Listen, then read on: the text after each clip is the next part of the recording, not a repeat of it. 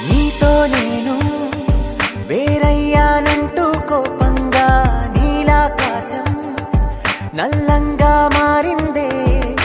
నువ్వే నన్ను వదిలావంటూ ఆవేశం